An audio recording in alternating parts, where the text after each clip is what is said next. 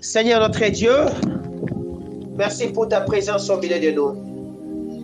Merci pour ta joie. Nous sommes dans le livre de Genèse, chapitre 25, le verset 20 à 34. C'est l'unique texte que nous allons lire aujourd'hui. Les autres, vous allez le noter. Genèse, chapitre 25, verset 20 jusqu'au verset 34. Ce sont les messages de l'année que je suis en train de donner. Alors, si quelqu'un sait bien les graver et les contrôler, cet homme-là vivra de merveilles au cours de cette année. Alléluia. Voici ce que la parole de l'Éternel me dit dans Matthieu chapitre 25, verset 20 à 34, dans la version Louis II. Abraham engendra Isaac. Isaac était âgé de 40 ans quand il prit pour femme Rebecca, fille de Pétuel, l'araméen, de Padan Arama, sœur de Laban, l'araméen. Isaac implora l'Éternel pour sa femme, car elle était stérile, et l'Éternel l'exauça. Rebecca, sa femme, devint enceinte. Les enfants se heurtaient dans son sein et elle dit, « S'il en est ainsi, pourquoi suis-je enceinte ?» Elle alla consulter l'Éternel. Et l'Éternel lui dit, « Des nations sont dans ton ventre, et des peuples se sépareront au sortir de tes entrailles. Un de ces peuples sera plus fort que l'autre, et le plus grand sera assujetti au plus petit. » Le jour où elle devait accoucher, s'accomplir, et voici, il y avait 2 jumeaux dans son ventre. Le premier sortit entièrement roux, comme un manteau de poil, et on lui donna le nom d'Ésaü. Ensuite sortit son frère, dont la main tenait les talons d'Ésaü, et on lui donna le nom de Jacob. Isaac était âgé de 60 ans lorsqu'ils naquirent. Ses enfants grandirent. Ésaü devint un habile chasseur, un homme des champs, mais Jacob fut un homme tranquille qui restait sous les tentes. Isaac aimait Ésaü parce qu'il mangeait du gibier. Rebecca aimait Jacob. Comme Jacob faisait cuire un potage, Ésaü revint des champs, accablé de fatigue. Ésaü dit à Jacob, « Laisse-moi, je te prie, manger de ces roues-là, car je suis fatigué. » C'est pour cela qu'on a donné à Ésaü le nom d'Édom. Et Jacob dit, « Vends-moi aujourd'hui ton droit d'aînesse. » Ésaü répondit, « Voici, je m'en vais mourir. À quoi me sert ce droit d'aînesse? » Et Jacob dit, « Je le jure, moi d'abord. Et jure-le-moi d'abord, pardon. » Il le lui jura. Il vendit son droit d'aînesse à Jacob. Alors Jacob donna à Ésaü du pain et du potage de lentilles. Il mangea et but, puis s'éleva et s'en alla. C'est ainsi qu'Ésaü méprisa les droits d'aînesse. Amen, amen, amen. Que mon Dieu vous bénisse. Amen. Nous parlons aujourd'hui sur un thème qui porte le nom de « Achète ton droit d'aînesse », pas achète-moi. Achète ton droit d'aînesse. Alléluia. Achète ton droit d'aînesse. En 2024, le Seigneur veut que tu achètes ton droit d'aînesse. Voici l'histoire de 2 nations qui sont en train de se battre dans le ventre d'une mère. Voici l'histoire de 2 peuples qui sont en train de se battre dans le ventre d'une mère. Voici l'histoire de 2 entités entièrement qui représentent entièrement 2 systèmes différents. L'un, c'est un chasseur, l'autre, c'est un berger. L'un, c'est quelqu'un qui travaille au fruit de sa force, l'autre utilise la sagesse. Voici l'histoire d'un système prophétique qui marque la différence des 2 nations, dont l'Éternel avait fait la promesse à un homme qui s'appelle Abraham. Dans sa grande confusion, lorsque la stérilité était en train de frapper à sa maison, le Seigneur cette nuit-là l'amena dehors. Il lui fit voir le ciel, il lui fit voir la terre, il lui fit voir une nation angélique et une nation terrestre. Il lui dit que toutes ces nations sont à toi et ces nations sortiront de toi. Alléluia. Comme c'est un Dieu qui ne ment pas, et comme c'est un Dieu qui se tient derrière sa parole pour l'accomplir, il a accompli sa promesse au travers de son fils qui s'appelait Isaac. Alléluia. Ce matin, je veux parler de comment on peut acheter son droit d'aînesse. Alléluia. Comment on peut prendre son droit d'aînesse et pourquoi le Seigneur avait voulu, dans une nation qu'il savait, que celui qui devait avoir les droits d'aînesse naîtrait en deuxième position, il a voulu que ce soit ainsi. Alléluia. C'est Dieu dans sa souveraineté. D'abord, si nous devons comprendre prophétiquement cette histoire, vous allez savoir qu'il s'agit de deux nations ou de deux entités,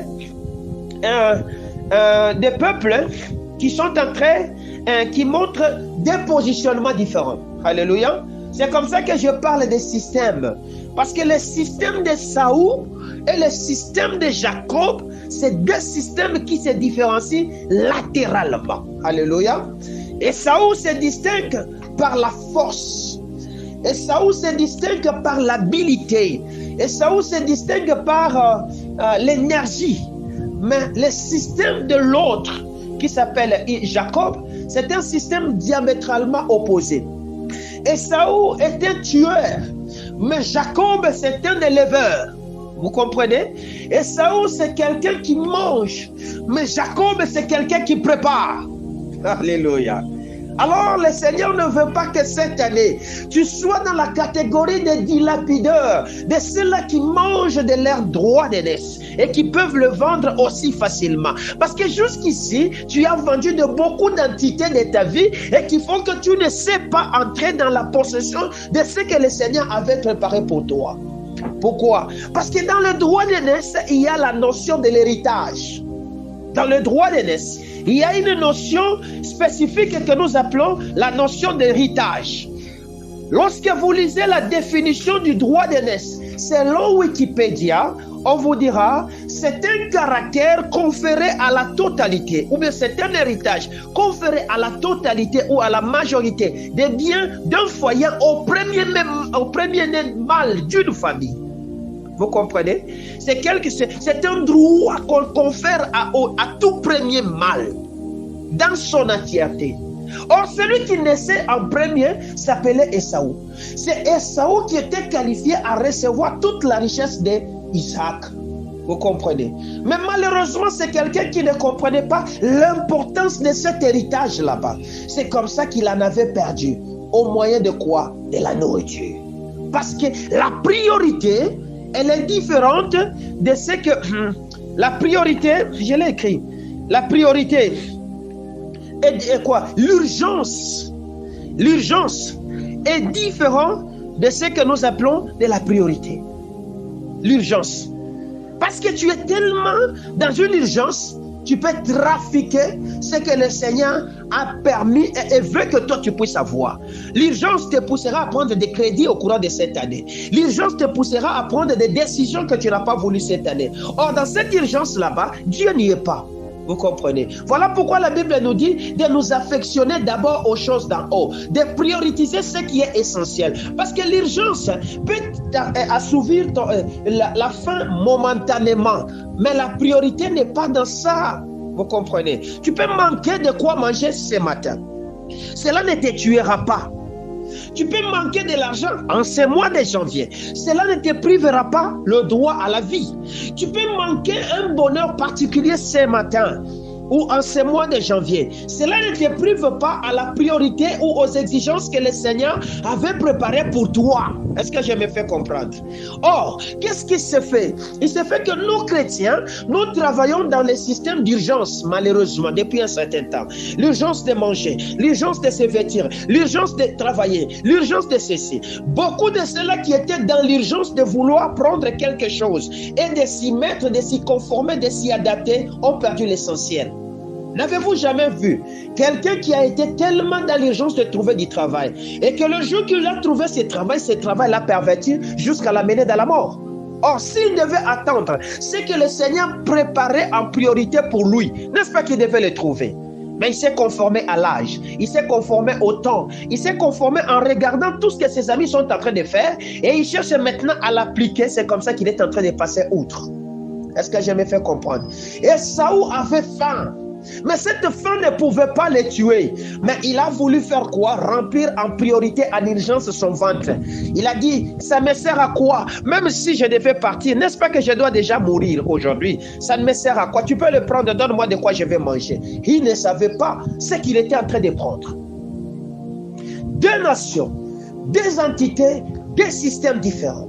Lorsqu'on prophétise sur ces deux nations, on dit ceci au verset 25e. Deux nations sont dans ton ventre.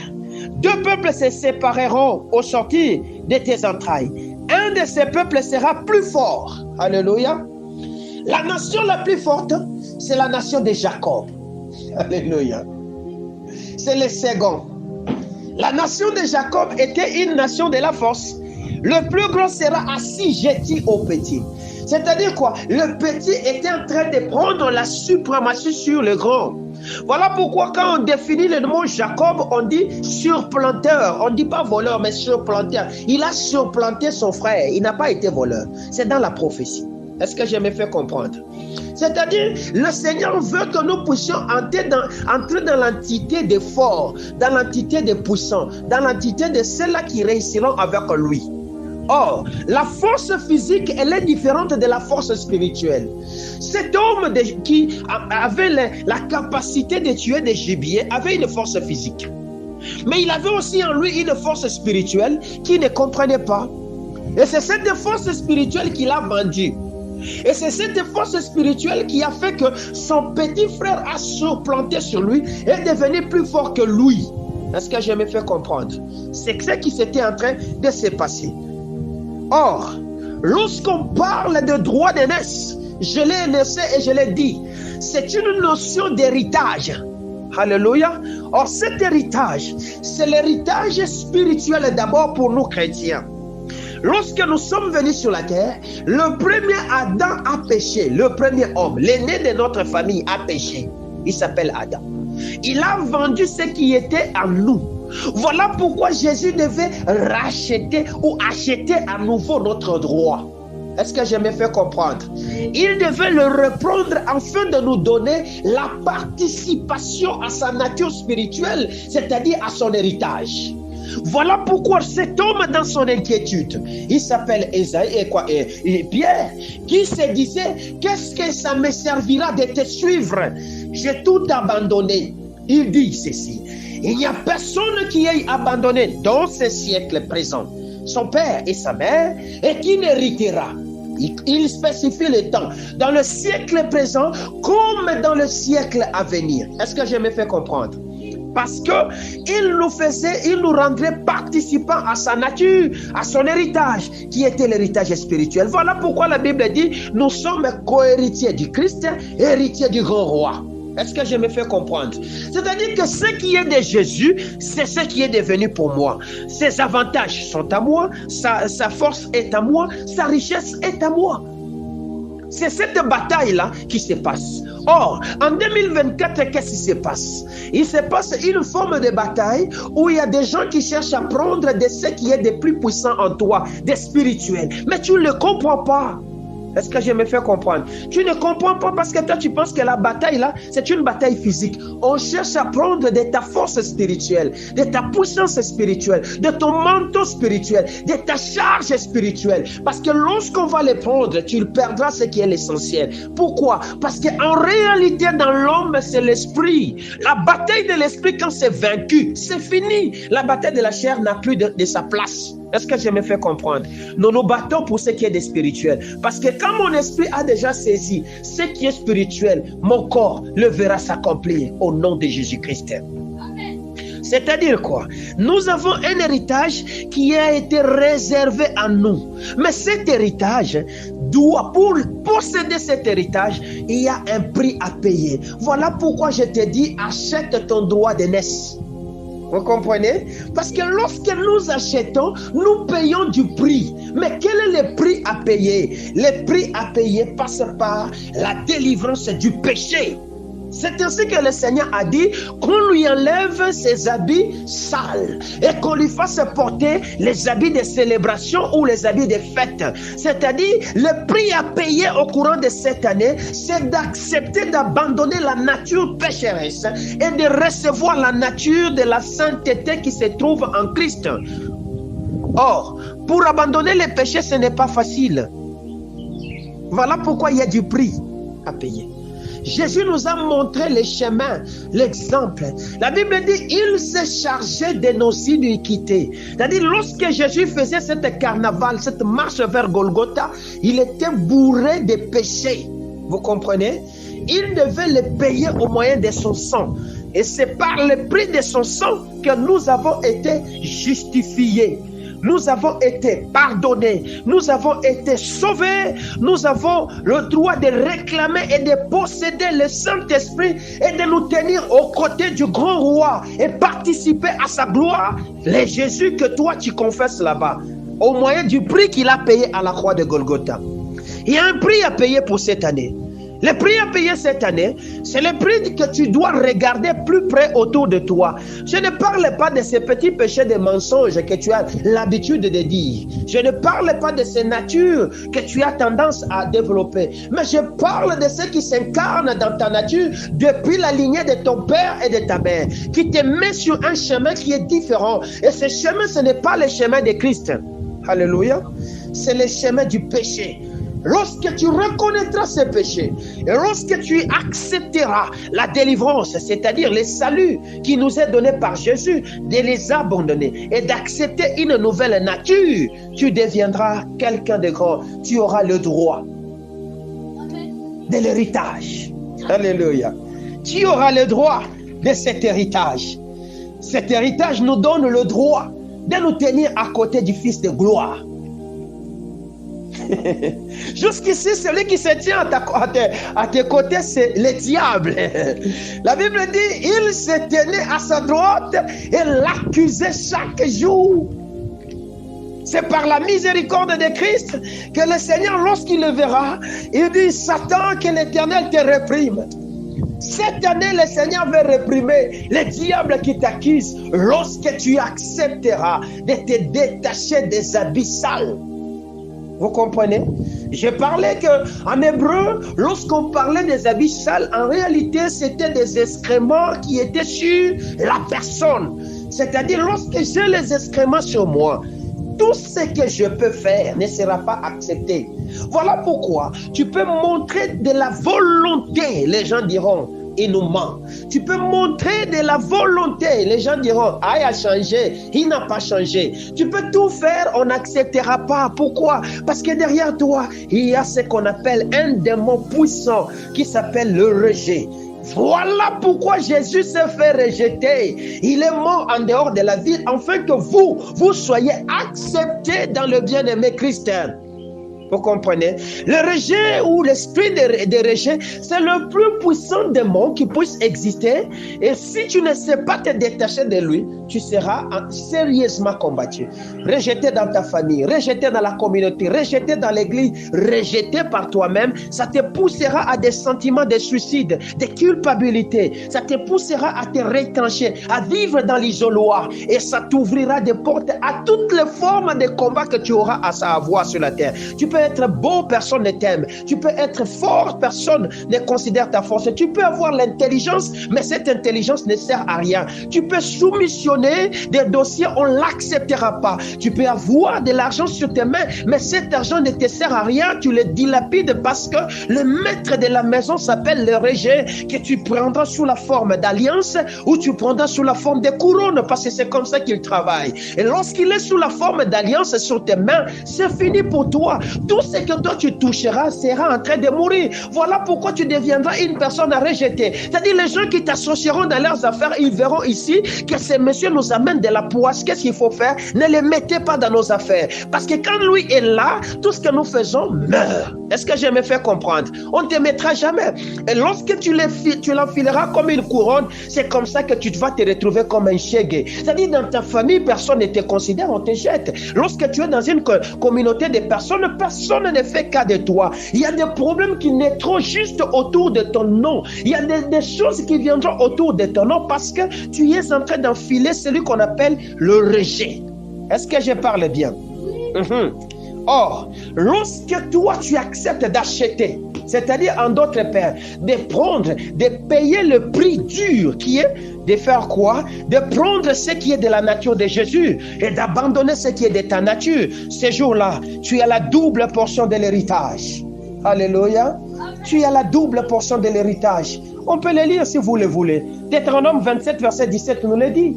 Parce que le fils reçoit de son père la double portion de son héritage. C'est comme ça que nous sommes devenus co-héritiers et nous sommes devenus héritiers. C'est-à-dire que je dépasse Jésus. Jésus, lui, est héritier. Moi, je suis son co-héritier et je suis aussi héritier de ses droits. C'est-à-dire que j'ai le deux droits sur moi. Je représente le royaume du Père et je représente le royaume du Fils sur la terre. C'est-à-dire que je ne suis plus un homme naturel, mais je suis devenu un homme surnaturel avec une capacité d'accomplissement extraordinaire. Alléluia. Or, lorsque tu reçois ces choses, tu ne reçois pas seulement cette chose pour demeurer un homme ordinaire, mais tu deviens celui qu'on appelle chef de famille parce que l'autorité de Jésus devient sur toi. Voilà pourquoi cet homme d'Isaac, lorsqu'il engendre les deux fils, il avait besoin de laisser son autorité quelque part. Lorsqu'il envoie les deux, le premier qui se présente, il lui donne l'autorité. Son petit frère avait déjà l'autorité sur toute la maison. C'est comme ça qu'on a beaucoup plus parlé de cet homme de Saoul dans notre parole. On a commencé à parler de Jacob alors que ce n'était qu'une seconde personne. Or, qu'est-ce qui se cache dans la seconde nature? La Bible me dit que la gloire de la seconde maison elle est plus puissante que la gloire de la première. Alléluia.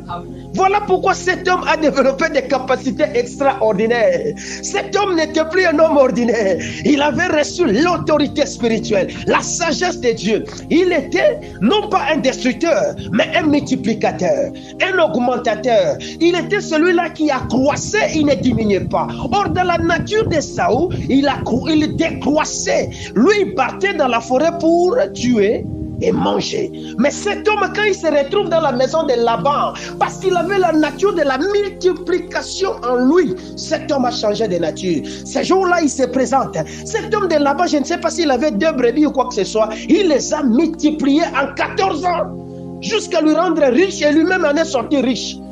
Toi là, tu es entré dans la famille de cet homme. Qu'est-ce que tu as multiplié si ce n'est que retranché? Si tu constates que tu es en train de retrancher dans ta vie, c'est-à-dire que tu n'es pas dans le système de Jacob, mais tu es dans le système de Saoul. Parce que nous avons des Esaü terrestres aujourd'hui, des gens qui divisent au lieu d'augmenter, des gens qui soustraient au lieu d'ajouter. Vous comprenez? Nous ne sommes pas de cette nature là-bas. Lorsque tu constates qu'à côté de toi, une personne qui vient comme ami, il ne t'apporte rien, mais il te retranche, détache-toi de lui cette année. Est-ce que j'ai bien parlé? Détache-toi de lui cette année, parce que cet homme-là, c'est Esaü. Est-ce que je parle bien? Le droit de noces ne donne pas seulement l'autorité, mais nous donne la position de ce qu'on appelle des sacrificateurs. Apocalypse chapitre 1er, le verset 6.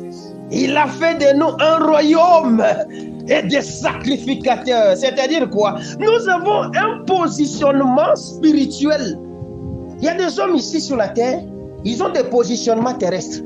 Mais sur le plan de l'esprit, dans la conférence des géants, il ne participera pas.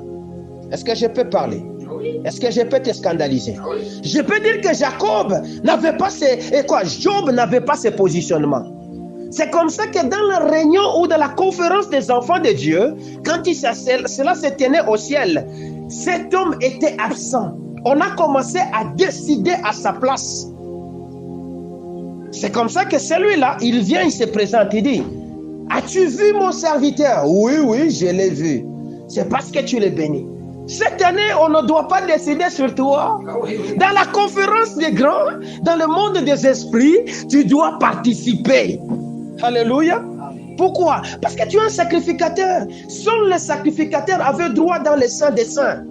Est-ce que je parle bien? Seuls les sacrificateurs avaient droit au Saint des Saints. C'est-à-dire là que Dieu s'est présenté, c'était les sacrificateurs qui devaient les rencontrer. C'est comme ça que cet homme de Moïse, seul entré, il pouvait monter sur la colline et entendre la voix de Dieu. Aaron seul pouvait entrer dans les Saints des Saints et prendre ce qui est comme nourriture. Ça n'est assez.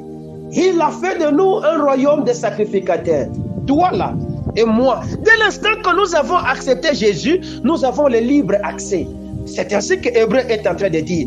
Approchez-vous donc avec assurance du trône de grâce, afin de trouver quoi? Grâce et miséricorde auprès de ces dieux. C'est avec assurance que je dois me rassurer. Pourquoi? Parce que j'ai un positionnement. Il n'y a plus personne que je veux représenter comme un prêtre qui doit aller intercéder pour moi. Non, je négocierai moi-même pour moi, ma part, dans le royaume des esprits, et je rentrerai avec toi sur la terre. Si l'année passée, c'était un pasteur, un groupe d'intercesseurs, un groupe d'évangélistes, un homme de Dieu qui se tenait pour toi à la montagne, cette année, si tu apprends à te détacher de cette vieille nature, d'accepter la nature de Jésus, tu auras les positionnements. Alléluia. Tu auras les positionnements. Or, on ne devient pas sacrificateur pendant que les patriarches est là. Il faudra que les patriarches meurent. Voilà pourquoi Jésus a accepté de mourir. Alléluia. Jésus accepte de mourir pour que nous ayons droit de devenir de vrais sacrificateurs. Parce que Jésus n'est plus là. Nous sommes ici, nous représentons le ciel, nous représentons la terre. Alléluia. C'est-à-dire que lorsque j'engage ma parole sur ta destinée va changer. Pourquoi? Parce que je suis dans la conférence des géants, des esprits du Seigneur. Je parle de ce que j'ai entendu dans le ciel et je le ramène sur la terre. Je peux encore choquer. Est-ce qu'on peut encore choquer? Alléluia, alléluia, alléluia. C'est-à-dire quoi? Le Seigneur travaille avec les gens qui ont les yeux sur ce qui est important. Alléluia. Le Seigneur travaille avec les gens qui ont les yeux pour ce qui est important.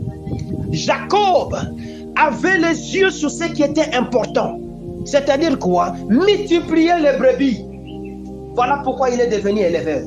Mais cet homme n'avait pas les yeux sur ce qui était important. Au contraire, il tuait. Au contraire, il abattait. Au contraire, il soustrayait. C'est comme ça que le Seigneur, lorsqu'il venait, il savait ça. Cet homme va me régner tôt ou tard. Voilà pourquoi le petit frère aura la capacité de les surplanter. Alléluia.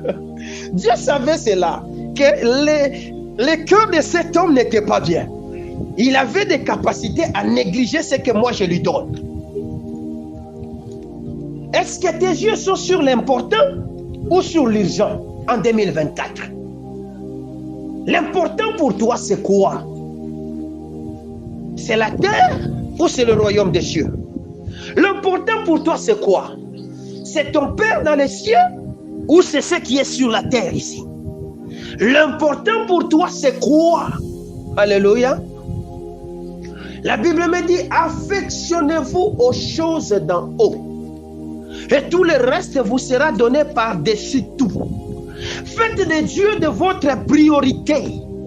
Et tout le reste vous sera donné par-dessus tout. Faire de son Dieu sa priorité, c'est-à-dire se rester à son écoute. C'est-à-dire se rester à sa vision. Regardez à l'objectif. Il se peut que toi, depuis que nous avons commencé cette année, tes yeux ne sont pas sur l'objectif qui s'appelle le Christ, mais tes yeux sont sur des objectifs qu'on appelle l'argent, qu'on appelle les biens de ce monde. Je t'annonce avec grande joie que le monde, ce qu'il contient, passera avec un profond bruit. Alléluia. Mais le trône de grâce restera éternellement. C'est que toi tu t'affectionnes aujourd'hui. Tu n'es ni le premier ni le dernier. Il y a eu des puissants de ce monde qui se sont battus pour l'avoir. Il y a eu des puissants de ce monde qui se sont battus pour le maintenir. Ils en ont eu, oui. Mais les jours qui sont partis, ils n'ont rien amené. Même si on pouvait les enterrer avec certains aspects de ces affaires, des bandits sont venus la nuit, en ont même volé. Et lorsque nous devons aller fouiller là où on l'a enterré, peut-être qu'il n'y a que quelques morceaux des ossements qui sont encore en train de se faire vivre. Alléluia. Quelle est la priorité de ta vie? Dieu travaille avec les gens qui ont les yeux sur ce qui est important. Ephraim avait les yeux sur ce qui était important. C'est comme ça que Yahweh, quand il voit les enfants de Jacob, il prend Ephraim et il les adjoint. Est-ce que je parle bien? Jacob avait les yeux sur ce qui était important. C'est comme ça que le Seigneur le prend, le met à cet endroit là-bas. Tu veux qu'on t'ajoute? Mais regarde à l'important. Tu veux qu'on t'ajoute dans la liste des gens qui vont célébrer avec Jésus cette année? Mais regarde à ce qui est important. Il se peut que tu regardes à ce qui n'est pas important. Tu es en train de passer à côté. Tu es dans un système qui est un système corporel. Le système des chasseurs. Le système des chasseurs, c'est un système qui travaille avec la force. C'est un système dépensier. C'est un système régresseur. C'est un système destructeur. Est-ce que je parle bien? C'est ça le système des chasseurs. Or, le système que le Seigneur veut te mettre, c'est le système des multiplicateurs. C'est un système d'augmentateur. C'est un système des accroisseurs. Est-ce que je parle bien? Or, qu'est-ce qui s'est passé? Je vais maintenant te choquer encore. Est-ce que je peux te choquer? Le Seigneur t'a mis dans un système qui dit que les 1/10 ne t'appartient pas. Mais toi, dans ce système là-bas, parce que tu te qualifies à être Esaü, tu as appris à manger même les 1/10 du Seigneur. Voilà pourquoi, au lieu de te multiplier, tu as commencé à te soustraire. Tu as commencé à dégraisser et tu as pris le destructeur, tu l'as invité dans ton travail. Je peux démontrer. La Bible me dit dans Malachie chapitre 3, le verset 10. Apportez dans la maison du trésor toutes sortes de dîmes. Mettez-moi de sorte à l'épreuve. Si vous me verrez ouvrir pour vous les portes du ciel. Ça c'est 10. 11. Il donne des conditions. Il spécifie pourquoi il va ouvrir les portes des cieux. Il continue au verset 11, il dit, pour toi qui apportes dans ma maison, je menacerai les dévoreurs. En d'autres termes, je menacerai les destructeurs qui détruisaient dans ton champ. Est-ce que je parle bien? Toi, tu as travaillé, n'est-ce pas? Et lorsque tu as apporté ta dîme, lorsque tu as apporté tes prémices, la maison du trésor avait de l'argent, n'est-ce pas? La maison n'a rien manqué. Mais qu'est-ce que toi tu as fait? Dans les 90% qui t'étaient restés, au lieu de faire ce que Yahweh aime, c'est-à-dire avoir l'esprit des éleveurs, tu as développé évidemment l'esprit des chasseurs, qui est l'esprit de gloutonnerie, l'esprit des mangeurs. Voilà pourquoi tu es toujours en train de souffrir. Or, que nous dit la Bible? Dieu dit, je bénirai l'œuvre de tes mains. Alléluia. Le Seigneur est en train de chercher à bénir tes mains sont toujours vides. Pourquoi? Parce que lorsque toi tu gagnes les peu là que tu gagnes dans ton travail, tu apportes évidemment la dîme. Mais les 90% ne s'appellent pas manger en totalité. Non. Est-ce que je parle bien? Il faut faire quoi? Il faut investir. Voilà pourquoi tu prendras une part, tu vas le réinvestir. Pourquoi? Parce que dans le 90%, c'est là qu'il y a ce qu'on appelle la bénédiction. Est-ce que je parle bien? Tu as sorti la part qui pouvait t'appeler la malédiction. Mais tu es resté avec la bénédiction. On ne mange pas la bénédiction dans son entièreté. Mais on pérennise la bénédiction. Est-ce que je parle bien? Abraham était béni. Mais aussi longtemps qu'Abraham ne pouvait pas pérenniser la bénédiction, il n'avait pas la capacité d'avoir la progéniture. Quand Dieu lui disait, va-t'en de ta maison, va-t'en de ta patrie, va dans le pays que je t'indique, je te bénirai, je rendrai ton nom grand. Dès l'instant qu'il avait obéi, il était déjà béni. Mais est-ce qu'il avait la progéniture? Non. Pourquoi? Parce qu'il n'avait pas la notion de la multiplication ou de l'investissement de la bénédiction.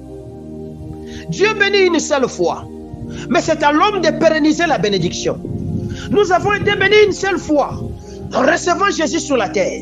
Jésus a fini sa mission. C'est à nous de multiplier le travail de Jésus. Voilà pourquoi il nous a dit, allez, faites des nations, des disciples. Sur la parole de Jésus, je suis en train de multiplier, de gagner les âmes.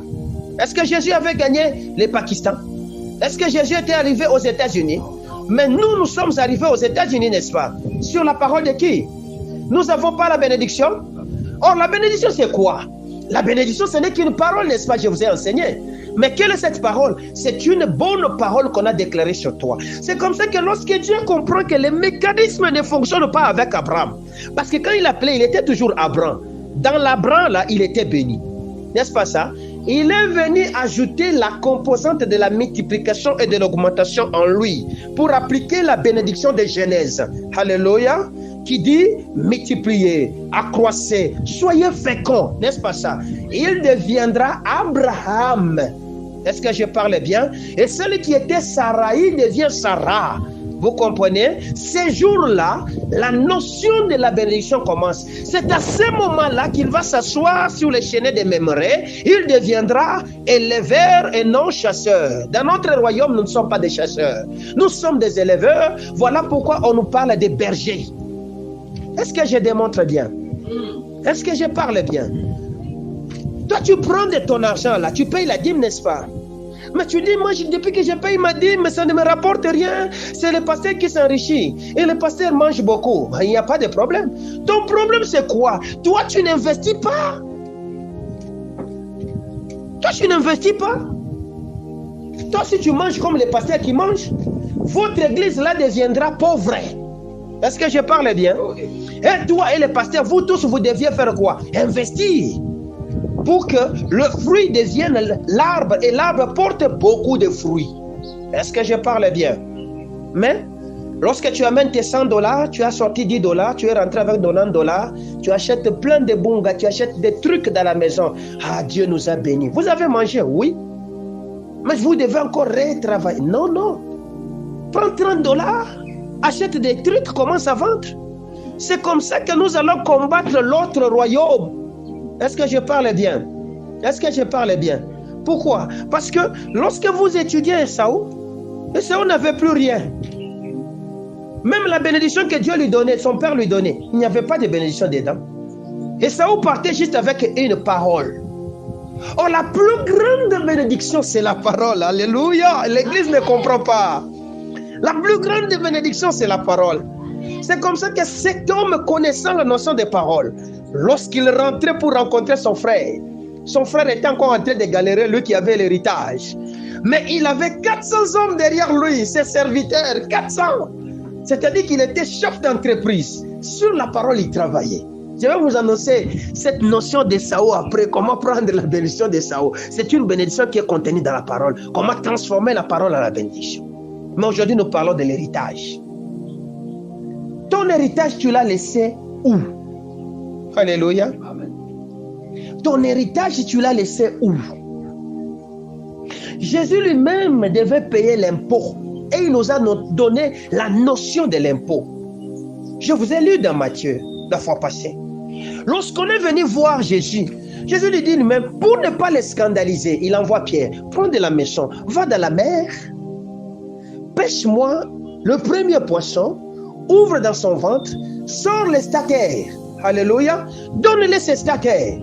C'est-à-dire, en d'autres termes, sort l'argent. Il a sorti l'argent, il a payé. Jésus a payé cette histoire. Son champ, c'était dans l'eau. L'eau représente le monde. C'est dans le monde qu'il a pris les premiers qu'il gagnait. Il donnait pour l'impôt au monde. Est-ce que je parle très bien?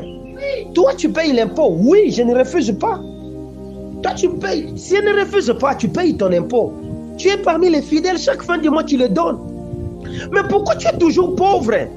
C'est parce que tu manges la bénédiction, Église. Tu le manges mal. Vous comprenez? Prenons les Juifs eux-mêmes que nous, aujourd'hui, nous disons que nous sommes de cette même famille là-bas. Quand tu prends dans la nature des Juifs, vous verrez dans ce qu'ils gagnent, il les divise en 5 composantes. Il y a la part de Dieu qu'on appelle la dîme, il y a la part des investissements, il y a l'épargne, il y a ce qu'il va manger, il y a ce qu'il va maintenant mettre pour aider tout le reste et consorts. C'est ce qu'ils font. dans ces 5 composantes là-bas. Voyez ce qu'il y a comme de la nation d'Israël. Ce sont des gens puissamment bénis. Aujourd'hui, le gouvernement américain tient sur le lobby juif. Ce sont des gens très forts là qu'ils sont. Lorsqu'on parle des juifs, on parle des gens qui sont forts. Déjà, toi, tu n'es pas fort. Et tu te dis aujourd'hui que la notion de dîme, c'est une forme d'invention des hommes, c'est de l'escroquerie. Ah, d'accord. Continue à manger. Et la dîme, et ce qui Dieu t'a béni, tu ne verras absolument rien. Parce que lorsque toi tu amènes ta dîme là, l'homme de Dieu, le sacrificateur, celui qui a le positionnement dans le monde des esprits, il prend la parole dans le monde des esprits, il vient avec ça. Il ne s'arrête pas là-bas. La Bible nous avons dit, il a aussi l'autorité parce que c'est un héritier, n'est-ce pas? Il engage son autorité. Seigneur, aujourd'hui, j'ouvre les portes du ciel. Que la pluie de l'arrière-saison fasse quoi? Vienne. La pluie est déjà arrivée. Mais la pluie ne sera pas seulement pluie si toi, tu ne sais pas mettre des conteneurs pour prendre cette eau là-bas et les quantifier. Vous comprenez? Sinon, la pluie peut tomber en désordre. Ça peut tomber en désordre. Est-ce que je parle bien? Alors, en 2024, cessons d'être des chasseurs, c'est-à-dire des destructeurs. Alléluia. Des régresseurs, des dépensiers. Mais soyons des éleveurs, en d'autres termes, des commerçants, des multiplicateurs, des gens qui augmenteront là que ça diminue. Alléluia. Or, qu'est-ce que tu as entre tes mains? Dieu travaille avec ce que toi tu as entre tes mains. Qu'est-ce que tu as entre tes mains? Tu me diras, je n'ai pas d'argent. Oui, mais tu as la connaissance. N'est-ce pas cela? Dans la nature de l'héritage que nous avons reçu de Jésus, il y a 7 composantes dans cette nature là-bas de l'héritage. Il y a la sagesse, il y a l'intelligence, il y a l'honneur, il y a la louange, il y a la force, il y a la puissance, il y a la richesse. Alléluia. Donc, dans ces 7 composantes là-bas, qui sont en réalité des lumières, en d'autres termes, de connaissances, qui éclairent le royaume de notre Dieu, c'est de là que tu dois puiser. Or, lorsque tu vas puiser là-bas, tu cesses d'être un homme ordinaire. Tu deviens ce qu'on appelle un éclairé. Est-ce que je parle bien? C'est comme ça que Jésus parle de nous. Il dit, nous sommes des lumières du monde. Une ville bâtie sur une montagne dont on ne cachera pas. En d'autres termes, nous sommes des gens qui ont de l'avance sur le temps avec la connaissance suprême qui s'appelle Yahweh. Or, la lumière, c'est qui? La lumière, en réalité, c'est un homme qui contient en lui ces 7 composantes qui s'appelle Jésus. Alléluia. Cet homme là-bas, quand tu as lui, il t'amènera la connaissance. Il t'amènera la sagesse. Il t'amènera l'intelligence. Il t'amènera la force. Il t'amènera la puissance. Il t'amènera la richesse. Il t'amènera ce que ton père n'a pas. Est-ce que je parle bien? Parce que tu as cet homme avec toi. Et le vrai qui ont vraiment su utiliser Jésus, ces hommes ont cessé d'être des hommes ordinaires. Achète ton droit d'aînesse. Achète ton droit d'aînesse. Alléluia. C'est un droit qui nous confère la totalité ou la majorité des biens du foyer. Alléluia. Or, nous sommes des premiers-nés, nous, de ce royaume. Nous avons donc la capacité d'avoir la totalité et la majorité des biens en Jésus. Et Jésus a promis que nous ne le verrons pas seulement au ciel, mais nous le verrons d'abord sur la terre. Cette année, vous avez mandat. Le royaume des cieux vous regarde parce qu'il est en train de dire, j'ai mis mes talents dans cet enfant, mais qu'est-ce qu'il en a fait? Alléluia. J'ai mis ma force dans cet enfant, mais qu'est-ce qu'il en a fait? J'ai mis ma parole en lui, mais qu'est-ce qu'il en a fait? Je lui ai donné la richesse, mais qu'est-ce qu'il est en train de faire? Vous savez pourquoi la RDC ne se développe pas? C'est parce que nous avons la richesse, oui. Mais au lieu maintenant de prendre cette richesse, d'aller avec ça jusque dans sa dernière, dans son dernier processus, mais nous prenons une partie seulement, un peu comme Saoul. Nous mangeons, le reste on jette, n'est-ce pas ça? Oh, lorsque la RDC était encore Zaïre, et que la Gécamine produisait des cuivres, et que la Gécamine avait des usines qui transformaient les cuivres pour en faire des câbles électriques au travers d'une société qu'on appelait la Tréca, cette année-là, la Gécamine était une grande puissance. N'est-ce pas ça? Depuis que la Tréca est mort, nous prenons tout ce qu'il y a de notre richesse. Nous faisons un peu comme tous les Africains. Notre dernier produit de composition, c'est-à-dire qu'on devait faire dans l'élevage, on ne le fait pas. Donc, on les laisse comme ça. C'est comme ça que nous perdons de tout. Nous sommes devenus un peu comme des dépensiers. Nous dépensons, mais nous ne transformons pas. Vous comprenez? Or, les richesses s'épuisent. La force, c'est vide. Vous comprenez? C'est-à-dire qu'il faut savoir qu'est-ce que je serai dans 10 ans. Voilà pourquoi Dieu aime les gens qui ont les yeux sur ce qui est important et non sur ce qui est urgent. Alléluia. Qu'est-ce qui est important pour toi? N'est-ce pas de vivre longtemps? Or, pour vivre longtemps, il faut avoir des moyens pour te faire vivre, n'est-ce pas? Qu'est-ce que tu investis? Pour que lorsque tu auras 60 ans, que tu puisses vivre mieux. Qu'est-ce que tu investis lorsque tu auras 70 ans pour que tes enfants ne puissent pas devenir des clochards, mais qu'ils puissent dire, nous avions eu un père qui a travaillé en son temps. Qu'est-ce que tu investis dans tes 20 ans, 30 ans, 40 ans? Qu'est-ce que tu investis dans le temps que tu es en train de dilapider tous les jours en train de parler politique? Qu'est-ce que tu investis dans ce que tu gagnes entre tes mains? N'est-ce pas que tu es toujours en train de dépenser pour regarder ce qui est inutile, alors que ce qui est utile pour toi, tu ne le fais pas? Est-ce que je parle à quelqu'un? Voilà la nature des gens qui ont appris à acheter. N'est-ce pas ça? Acheter, c'est payer le prix de la marchandise. Ta joie, ta célébration, tu vas le payer cette année. Tu vas le payer au moyen d'un prix. Le prix là, c'est l'abandon d'une nature que tu as développée en toi. Il se peut que dans votre famille, que tu sois sorti d'une famille de paresseux. Alors abandonne la paresse. Un peu de paresse et la pauvreté te surprendra. Alléluia. Tu as regardé, ton père était paresseux, ta maman était paresseuse, tes frères sont paresseux. Toi, tu te dis, tu marches dans la même chose. Papa, voilà pourquoi vous êtes des pauvres. Toi, développe une nature qui va contraire avec ce que papa et maman étaient en train de faire. Ce n'est pas dit qu'on vous a injurié. C'est une nature que vous avez acquis en vous. Développe ce qui est contraire. Ton père était colérique, la maman était colérique. Et tu as vu combien ils ont perdu des opportunités. Toi, développe la douceur. C'est alors que tu vas hériter. Parce que la colère peut te faire perdre ce que toi tu es en train de chercher.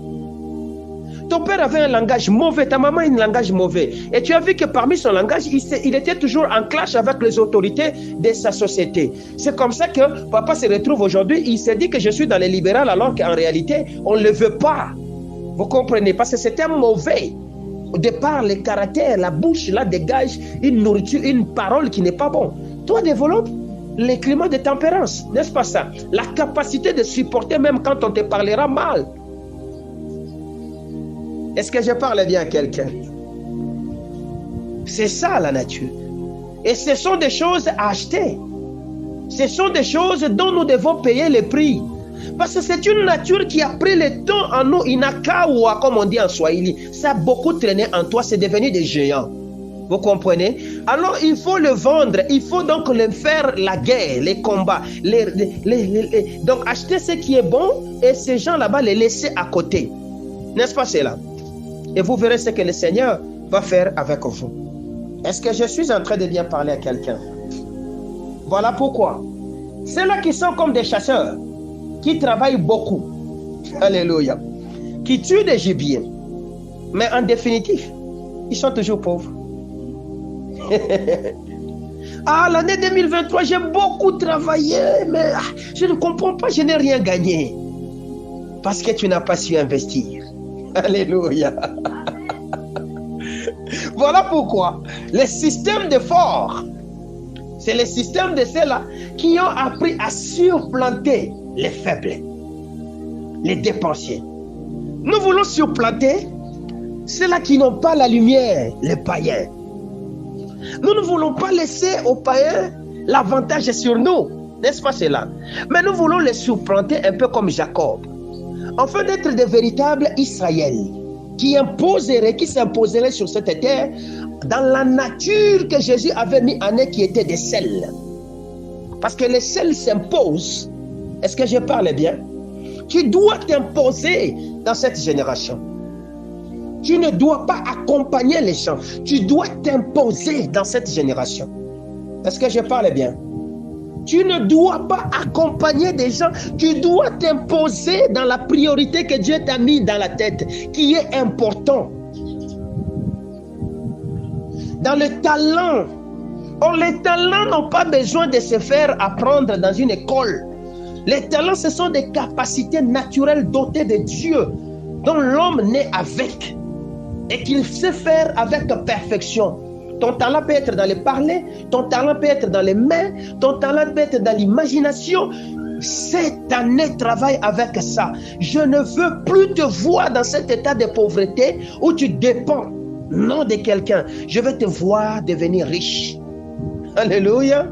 Parce que j'aime cet homme de Dieu qui a dit, la chrétienté n'est pas un système de pauvreté. Je l'ai aimé. Parce que nous sommes allés dans un domaine où la pauvreté est devenue comme un système pour nous, chrétiens. Non. Nous devions montrer aux autres. Le Dieu qui m'a appelé, alléluia, merci de m'avoir appelé. Le Dieu qui m'a appelé dans ce travail m'a fait cette promesse-là, de me mettre dans la conférence des géants du globe. Alléluia. Parce que j'avais une mission de leur enseigner. Ils doivent me demander c'est quoi mon secret. Et je dois leur dire que mon secret c'est Jésus. Vous comprenez? Mais si je ne sais pas travailler pour que j'entre dans ces carrés là-bas, est-ce que j'y entrerai? Je dois faire un effort. Soigner mon apparence, soigner ma manière d'être, soigner ma présentation. Travailler jusqu'à ce que, avec ce que Dieu mettra, il va me faufiler un endroit pour me faire asseoir dedans, n'est-ce pas? Que mon Dieu vous bénisse. Je ne vais pas aller trop loin, je vais m'arrêter ici. Est-ce qu'on est ensemble? Il est 10h, 11h moins 2 minutes. On doit s'arrêter. Que Jésus te bénisse.